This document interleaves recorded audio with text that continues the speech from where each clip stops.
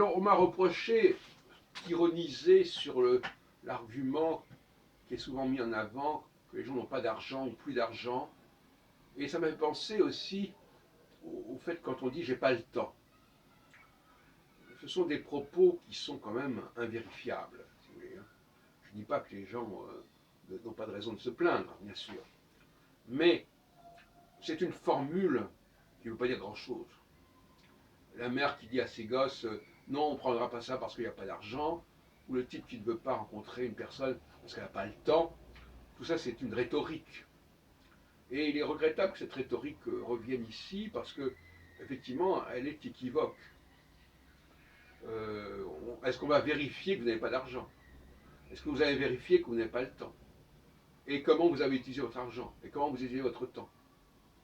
Donc c'est une expression qui est complètement personnelle. Voilà. Moi je dis que j'ai pas l'argent. Moi je dis que j'ai pas le temps. Et en réalité, il y a beaucoup de mauvaise foi dans cette formule. Je ne dis pas qu'il y a pas de réalité, mais il y a beaucoup de mauvaise foi parce que c'est des formules toutes faites qui ne veulent rien dire. Sinon un refus et un rejet. Ou un report. Alors, c'est vrai qu'on peut dire, voilà, une fois que j'ai payé mes traites, etc., il me reste très peu d'argent pour le mois, etc. C'est vrai. Bon, maintenant, on nous dit aussi, les observateurs nous disent que ce n'est pas les gens les plus défavorisés qui manifestent, mais une certaine classe moyenne inférieure.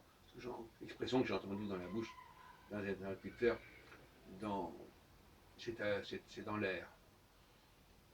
Donc de personnes qui sont en quelque sorte dans un processus de progression sociale, progression professionnelle, et on sait que ça veut dire souvent qu'on vit au-dessus de ses moyens.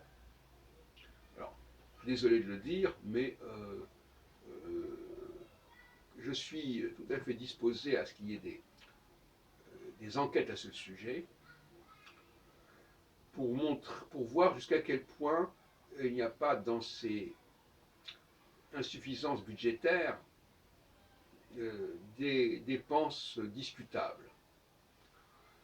Dépenses qui correspondent à des fantasmes, à des mimétismes. Hein. On veut acheter telle chose parce que ça fait bien. On ne peut pas sous-estimer le rôle du mimétisme dans ce domaine-là, même chez les enfants.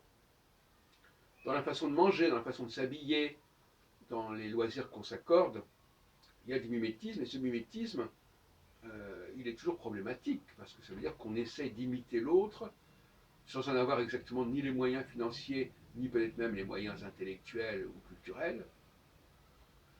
Et est-ce que nos sociétés ne sont pas malades du mimétisme?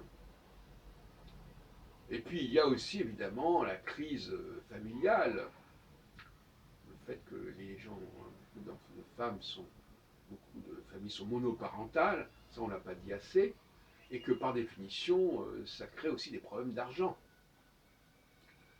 Donc c'est un problème de société aussi.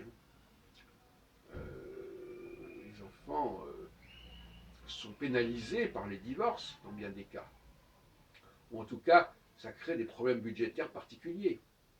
Donc voyez-vous, d'ailleurs, donc, sous cette formule de pas d'argent, se recouvre énormément de problématiques complexes de société. Et je terminerai en disant que de toute façon, c'est des mouvements de protestation qui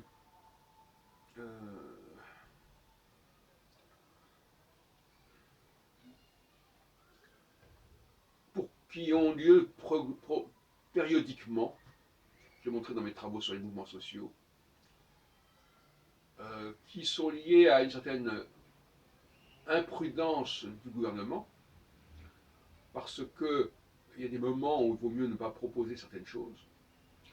Il y a un temps pour chaque chose, comme dirait l'Ecclésiaste, et que vraisemblablement, il y a des moments où certaines initiatives ne sont pas positives, sont même contre-productives.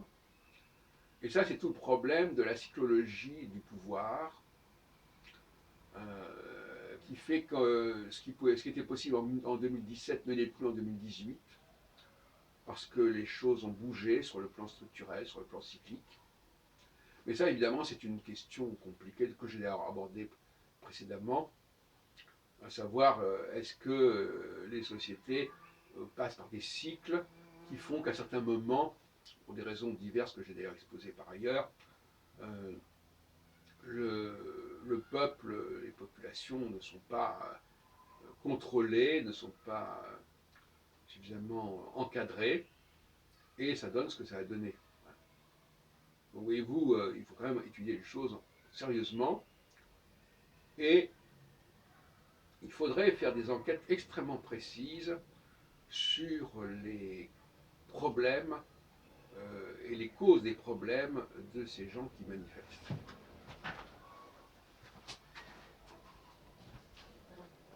Et qui ne sont pas simplement liés à quelques taxes supplémentaires.